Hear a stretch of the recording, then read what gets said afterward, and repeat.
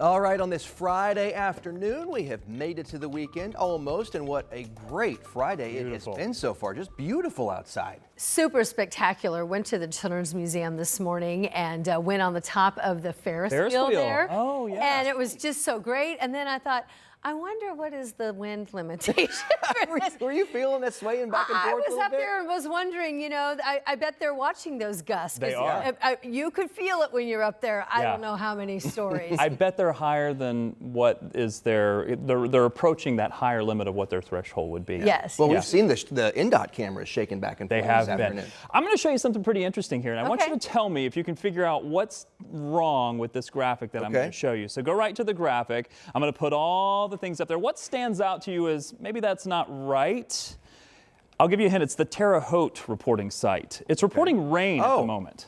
What? It's reporting rain. I thought, well, what's way? wrong with that? So I asked the Weather Service, I said, what's going on there? And they said, you know, sometimes there's all kinds of wacky things that can happen with the sensors. Something gets in the way of the sensor.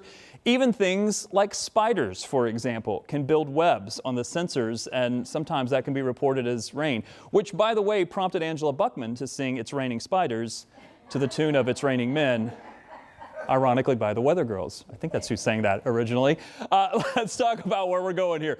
46-mile-per-hour wind gusts. We're getting a little slap happy here on the first 80-degree day of the year because it is a warm day. The warm sector has moved well to the north. Where is the warm front? There it is right there. You don't need to be a meteorologist to figure that out.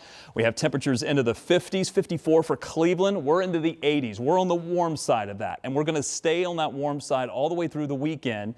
Here's the next batch for rain. It'll give us a chance for some scattered showers, and I really want to spend some time walking you through Future Track because Future Track is going to really spell out what we're expecting.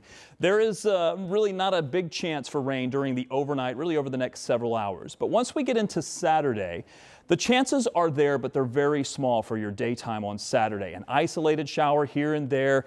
Maybe take the umbrella with you. I don't know that you'll necessarily need it even through midday. We think that Future Track may be overdoing this just a bit, but the rain chance definitely ramps up through the evening and into late Saturday.